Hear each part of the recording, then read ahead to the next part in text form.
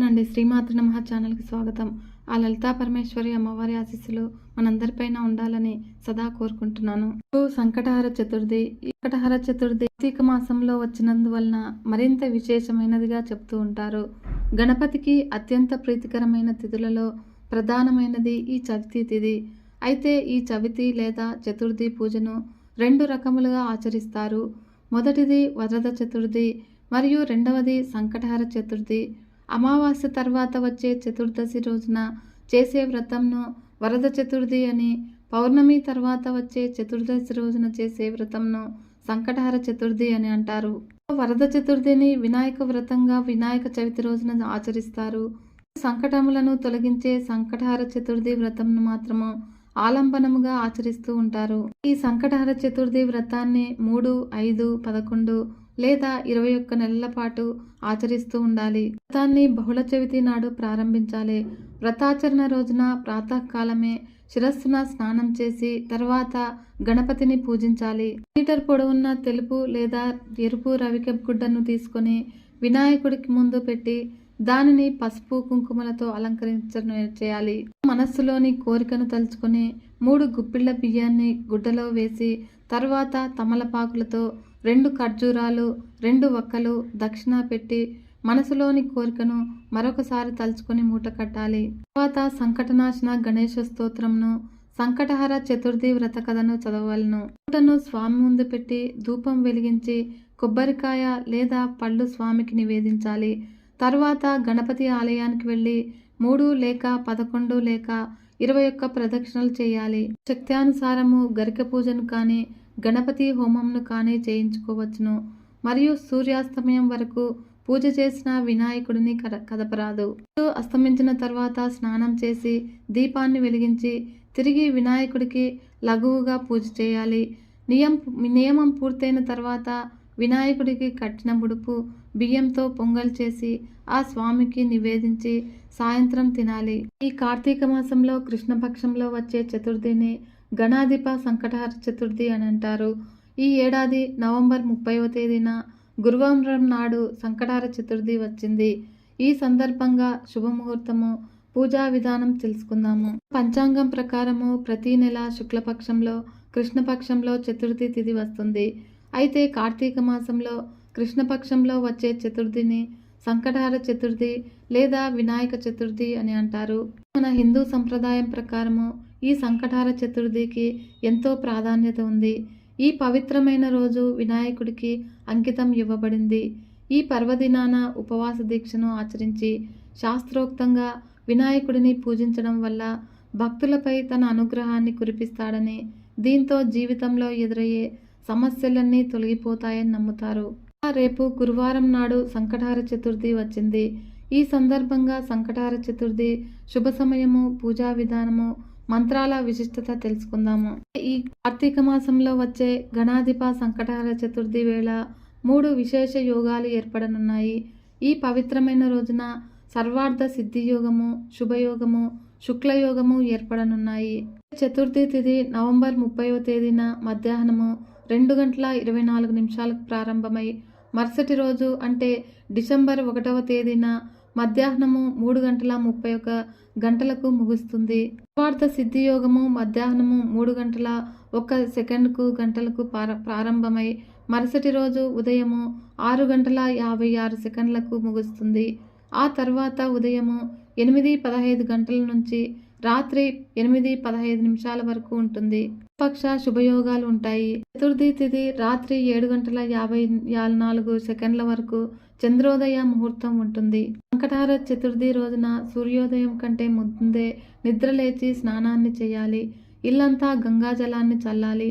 పూజా మందిరంలో వినాయకుడి విగ్రహము లేదా ఫోటోను అలంకరించి దీపారాధన చేయాలి. అనంతరము పువ్వులు సమర్పించాలి. ఈ పవిత్రమైన రోజున ఇంట్లో తయారు చేసిన నేతి లడ్డు మరియు మోదకాలను సమర్పించాలి. అలా పూజ పూర్తయిన తర్వాత హారతి ఇవ్వాలి. పూజలో ఏమైనా పొరపాట్లు జరిగి ఉంటే క్షమించమని కోరుతూ ఇల్లు తీయాలి. రోజు ఉపవాస దీక్షను కొనసాగించేవారు సాయంత్రము చంద్రుడికి అర్ఘ్యం సమర్పించి అనంతరము ప్రసాదాన్ని స్వీకరించాలి. సంకటహర చతుర్థి ప్రాముఖ్యత ఏంటి అంటే పురాణాల ప్రకారము లంబోదరుడు శివపార్వతుల పెద్ద కుమారుడు. దేవతలందరిలోనూ వినాయకునికే తొలి పూజలు చేస్తారు. ఈ సంకటహర చతుర్థి వంటి పవిత్రమైన రోజున ఉపవాస దీక్షను కొనసాగించి భక్తి శ్రద్ధలతో ఎవరైతే పూజలు చేస్తారో వారికి వినాయకుని అనుగ్రహం లభిస్తుందని చాలామంది నమ్ముతూ ఉంటారు. అంతేకాదు తమ జీవితంలో ఎదురయ్యే విఘ్నాలన్నీ తొలగిస్తాడని, తమ కోరికలన్నీ నెరవేరుస్తాడని చాలామంది విశ్వాసము. ఈ రోజున ఉపవాసం ఉండాలని నమ్ముతారు. సంకటహర చతుర్థి వ్రత కథ. ఒకప్పుడు ఇంద్రుడు తన విమానంలో భృగండి అనే ఋషి దర్శించుకుని ఇంద్రలోకానికి తిరిగి వెళ్తూ ఉండగా గర్సేన్ అనే రాజు రాజ్యం దాటే సమయంలో అనేక పాపములు చేసిన ఒకానొక వ్యక్తి ఆకాశంలో పయనించే ఆ విమానంపై దృష్టి సారించాడు. అతని దృష్టి సోకగానే ఆ విమానము చటుక్కున భూమిపై అంతరంగా ఆగిపోవటం జరుగుతుంది. ఇంద్ర విమానము అద్భుతమైన వెలుగుకి ఆశ్చర్యచకితుడైన ఆ దేశపు రాజు సూరసేనుడు గబగబా బయటికి వచ్చి ఆ అద్భుతాన్ని అచ్చరువు చెందుతూ తిలకించసాగాడు. ఇంద్రుని చూసి ఎంతో సంతోషానికి లోనైన మహారాజు ఆనందంతో నమస్కరించారు. ఇంద్రునితో అక్కడ ఈ విమానం ఎందుకు ఆపినారో కారణం అడిగాడు. అప్పుడు ఇంద్రుడు, ఓ రాజా, మీ రాజ్యంలో పాపాలు అధికంగా చేసిన వ్యక్తి ఎవరితో దృష్టి సోకి విమానము మార్గమధ్యంలో అంతర్ధానంగా ఆగి అంది అని చెప్పాడు. అప్పుడు ఆ రాజు, అయ్యా, మళ్ళీ ఆగిపోయిన విమానము ఎలా బయలుదేరుతుంది అని అడిగాడు వినయంగా. ఇంద్రుడు, ఇవాళ పంచమి, నిన్న చతుర్థి, నిన్నటి రోజున ఎవరైతే ఉపవాసం చేశారో వారి పుణ్యఫలాన్ని నాకిస్తే నా విమానము తిరిగి బయలుదేరుతుంది అని చెప్పాడు. సైనికులంతా కలిసి రాజ్యమంతా తిరిగారు.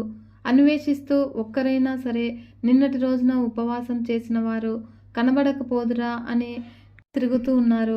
కానీ దురదృష్టవశాత్తు అలా ఎవరూ దొరకలేదు. సమయంలో కొందరు సైనికుల దృష్టిలో ఒక గణేష దూత వచ్చి మరణించిన స్త్రీ మృతదేహాన్ని తీసుకువెళ్లటం గడబడింది. సైనికులు వెంటనే ఎంతో పాపాత్మురాలైన స్త్రీని ఎందుకు గణేష లోకానికి తీసుకువెళ్తున్నారు అని ప్రశ్నించారు. దానికి గణేష దూత, నిన్నంతా ఈ స్త్రీ ఉపవాసం ఉంది, తెలియకుండానే ఏమీ తినలేదు, మరియు చంద్రోదయం అయిన తర్వాత లేచి కొంత తిన్నది. అలా రాత్రంతా నిద్రించి చంద్రోదయ సమయాన నిద్రలేచి కొంత తినటం వల్ల ఆమెకు తెలియకుండానే సంకష్టహర చతుర్థి వ్రతం చేసింది.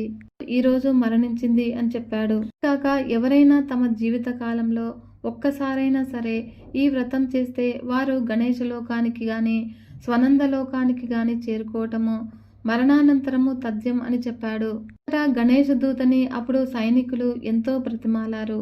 ఆ స్త్రీ మృతదేహాన్ని తమకిమ్మని, అలా చేస్తే విమానం తిరిగి బయలుదేరుతుందని ఎంతో చెప్పారు.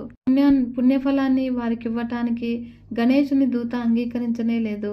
ఆమె దేహం వీచిన గాలి ఆ విమానం ఆగిన చోటు చేరి విస్ఫోటనం కలిగించింది. మృతదేహం పుణ్యఫలం పొందింది కావటం వలన ఆ దేహాన్ని తాకిన గాలి సైతం కూడా పుణ్యం పొందింది. దాని వలన ఇంద్రుని విమానం బయలుదేరిందని చెప్పవచ్చును. సంకష్టహర చతుర్థి ప్రాముఖ్యత, ఆధ్యాత్మిక విలువలతో పాటు సంకష్టహర చతుర్థి ఉపవాసము మొదలైన విషయాలు తెలుపుతున్నది. వినాయకుని భక్తులందరి దృష్టిలోనూ ఈ వ్రతం చేయటం వలన చాలా పుణ్యం పొందుతారని భావన. మరియు ఈ వ్రత మహత్యం వలన ఈ వ్రతం ఆచరించిన వారు ఎవరైనా సరే గణేశుని లోకానికి లేదా స్వనంద లోకానికి వెళతారని, అక్కడ భగవంతుని ఆశీస్సుల వల్ల ఎంతో ఆనందాన్ని అనుభవిస్తారని అంటారు. గణపతికి 21 సంఖ్య అంటే చాలా ఇష్టమట. ప్రతి పూజలో 21 ఏకవింశతి ఆకులతో గణపతి పూజ చేస్తారు. అవి ఏమిటి? ఆ ఏకవింశతి ఆయుర్వేద పత్రాల వలన మనకు కలిగే లాభాలు ఏమిటో తెలుసుకుందాము. మొదటిది సుముఖాయ నమః అంటే మాచీపత్రం పూజయామి.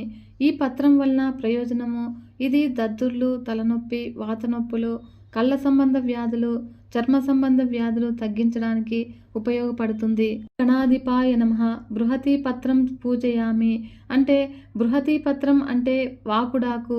ఈ పత్రం వలన ప్రయోజనము, దగ్గు, జలుబు, జ్వరము, అజీర్ణము, మూత్ర సంబంధిత వ్యాధులు, నేత్ర సంబంధిత వ్యాధులను నయం చేయడానికి ఉపయోగపడుతుంది. ఇది దంతధావనానికి కూడా ఉపయోగపడుతుంది. ఇది ఓం ఉమాపుత్రాయ నమః బిల్వపత్రం పూజయామి అంటే బిల్వపత్రం అంటే మారేడు పత్రము. ఈ పత్రం వలన ప్రయోజనము జ్వరము, మధుమేహము, కామెర్లు, నేత్ర సంబంధిత వ్యాధులు, శరీర దుర్గంధము వాసనలు, జిగట విరేచనాలు మొదలగు వాటిని తగ్గించడానికి ఉపయోగపడుతుంది. గణేశాయ నమః. దూర్వాయుగ్మం పూజయామి. దూర్వాయుగ్మం అంటే గరిక. ఈ పత్రం వలన ప్రయోజనము గాయాలను, చర్మ సంబంధమైన వ్యాధులను, ఉదర సంబంధమైన వ్యాధులు, అర్షములకు ఇది నివారణకు ఇది ఉపయోగపడుతుంది. దత్తూర పత్రము అంటే ఉమ్మెత్త. ఈ పత్రం వలన ప్రయోజనము సెగగడ్డలు, వాపు, చర్మ వ్యాధులు, కొరుకుడు, శరీర నొప్పులు, శ్వాసకోశ వ్యాధులు, ఋతువ్యాధులు నివారణకు ఉపయోగపడుతుంది. ఇది విషం కాబట్టి సొంత వైద్యం చేయకూడదు, వైద్యుల సలహాతో పాటించాలి. బదరీపత్రము. బదరీపత్రం అంటే రేగుపత్రము. ఈ పత్రం వలన జీర్ణకోశ వ్యాధులు, రక్త సంబంధ వ్యాధులు, చిన్నపిల్లల వ్యాధులు నివారణకు, రోగ నిరోధక శక్తి పెంపుదలకు ఉపయోగపడుతుంది. మార్గపత్రము అంటే ఉత్తరేణి. ఈ పత్రం వలన ప్రయోజనము దంతధావనానికి, పిప్పి పన్ను, చెవిపోటు, రక్తం కారటము, అర్షములలు, గడ్డలు, ఆకలి, జ్వరము, మూత్రపిండాలలో రాళ్లు తగ్గడానికి ఉపయోగపడుతుంది. పత్రము. పత్రం వలన దగ్గు, జలుబు, జ్వరము, చెవిపోటు, పన్ను నొప్పి, చుండ్రు, అతిసారము, గాయాలు తగ్గించడానికి, నిరోధక శక్తి పెంచడానికి ఉపయోగపడుతుంది. చూతపత్రము. చూతపత్రం అంటే మామిడి ఆకు. ఈ పత్రం వలన ప్రయోజనకరము రక్త విరేచనాలు, చర్మ వ్యాధులు, ఇంటిలోని క్రిమికీటకాల నివారణకు మరియు ఇంట్లో ఉన్న చెడును నివారిస్తుంది. కరవి పత్రము అంటే గన్నేరు పత్రము. ఈ పత్రం వలన తేలుకాట్లు, దురద, కళ్ళు సంబంధమైన వ్యాధులు, చర్మ సంబంధమైన వ్యాధులను తగ్గించడానికి ఉపయోగపడుతుంది. ప్రాంత పత్రము వలన జ్వరము, కఫము, పడిశము, దగ్గు, ఉబ్బసము తగ్గించడానికి మరియు జ్ఞాపక శక్తి పెంపొందించుకోవడానికి ఉపయోగపడుతుంది. దాడిమి పత్రము అంటే దానిమ్మ పత్రము. ఈ పత్రం వలన విరేచనాలు, అతిసారము, దగ్గు, కామెర్లు నుండి రక్తం కారడము, నొప్పి, చర్మ వ్యాధులు తగ్గడానికి ఉపయోగపడుతుంది. దేవదారు పత్రము. ఈ దేవదారు పత్రం వలన అజీర్తి, పొట్ట సంబంధమైన చర్మ వ్యాధులు, కంటి సంబంధమైన వ్యాధులు తగ్గించడానికి ఉపయోగపడుతుంది. మరవక పత్రము. మరవ పత్రం వలన ప్రయోజనము జీర్ణశక్తి, ఆకలి పెంపొందించుటకు, జుట్టు రాలడము, చర్మ వ్యాధులు తగ్గించుటకు ఉపయోగిస్తారు. ఇది మంచి వాసనలు ఇస్తుంది. సింధువార పత్రము. సింధువారము అంటే వావిలి ఆకు. ఈ పత్రం వలన ప్రయోజనము జ్వరము, తలనొప్పి, కీళ్ల నొప్పులు, వాతానికి, చర్మ వ్యాధులు, మూర్ఛ వ్యాధికి, ప్రసవం తర్వాత ఇచ్చే ఇబ్బందులను తగ్గించడానికి ఉపయోగిస్తారు. ఈ పత్రము. ఈ జాజి ఆకు. ఈ పత్రం వలన ప్రయోజనము వాత నొప్పులు, జీర్ణాశయము వ్యాధులు, మలాశయం వ్యాధులు, నోటిపూత, దుర్వాసన, చర్మ వ్యాధులు తగ్గించడానికి ఉపయోగపడుతుంది. ఈ పత్రము అంటే దేవకాంచనము. ఈ పత్రం వలన మూర్ఛ వ్యాధి, కఫము, పొట్ట సంబంధమైన వ్యాధులు, నులి పురుగుల నివారణకు ఉపయోగపడుతుంది. పత్రము అంటే జమ్మి ఆకు. ఈ పత్రం వలన కఫము, మూల వ్యాధి, కుష్టు వ్యాధి, అతిసారము, దంత వ్యాధులు నివారించడానికి ఉపయోగపడుతుంది. పత్రము అంటే రావి ఆకు. ఈ పత్రం వలన నోటపూత, చర్మ వ్యాధులు, మలబద్ధకము, కామెర్లు, మూత్ర వ్యాధులు, జ్వరాలు, జీర్ణశక్తి, జ్ఞాపక శక్తి పెంపొందించడానికి ఉపయోగపడుతుంది. పత్రము అంటే తెల్లమద్ది ఆకు వలన చర్మ వ్యాధులు, కీళ్ల నొప్పులు, మలాశయ దోషాలు, గుండె జబ్బుల నివారణకు ఉపయోగపడుతుంది. పత్రము అంటే జిల్లేడు పత్రము. ఈ పత్రం వలన సెగ వ్యాధులు, సెగగడ్డలు, కీళ్ల నొప్పులు, చెవిపోటు, కోరింత దగ్గు, శూల, విరేచనాలు, తిమ్మిర్లు, బోధకాలు, వ్రణములు తగ్గించడానికి ఉపయోగపడుతుంది. ఈ పత్రములన్నీ సంపూర్ణ ఆయుర్వేద వైద్యంలో అనుభవజ్ఞులైన వైద్యులు ఉపయోగిస్తారు. ఆయుర్వేద వైద్యుని సలహా తీసుకోకుండా స్వంత నిర్ణయంతో వాడరాదు. ఈ ఏకవింశతి పత్రాలు అంటే 21 వనమూలికలను గణపతి పూజలో ఎందుకు ఉపయోగిస్తారు అంటే దీనిలో ఒక పరమార్థం దాగి ఉంది. కొన్ని ప్రజలు వినియోగించిన నీళ్లన్నీ డ్రైనేజీ కాలువల ద్వారా ఊరి చెరువులో కలుస్తాయి. ఈ వినాయక నవరాత్రుల్లో వింశతి పత్రాలు పూజలో పెట్టడం వలన ఇంట్లో చెడుని తొలగించి ఆరోగ్యాన్ని కలిగిస్తాయి. కాలంలో ఊరి జనాలు అందరూ చెరువు నీళ్లనే అందరూ త్రాగేవారు. గణేష్ పూజలో వాడిన ఆకులన్నింటినీ చెరువులో కలపడం ద్వారా చెరువులోని కలుషితమైన నీళ్లని ఆయుర్వేద గుణము కలిగిన పత్రాలు కాబట్టి కలుషితమైన నీళ్లను శుద్ధి చేస్తాయి. మన పూర్వీకులు ప్రతి పండుగను ఆరోగ్య సూత్రాన్ని దృష్టిలో పెట్టుకుని సంప్రదాయ ఆచారాలు తయారు చేశారు. ప్రస్తుతం ఇప్పుడు మార్కెట్లో సూత్రము మరియు గ్రామ శ్రేయస్సును దృష్టిలో పెట్టుకుని మంచి ఆకుల్ని ఉపయోగించడం వల్ల రోగాలు మరియు ఇబ్బందులు రాకుండా పడతాయి. తెలుసుకున్నారు కదా ఫ్రెండ్స్. గం గణపతయే నమః.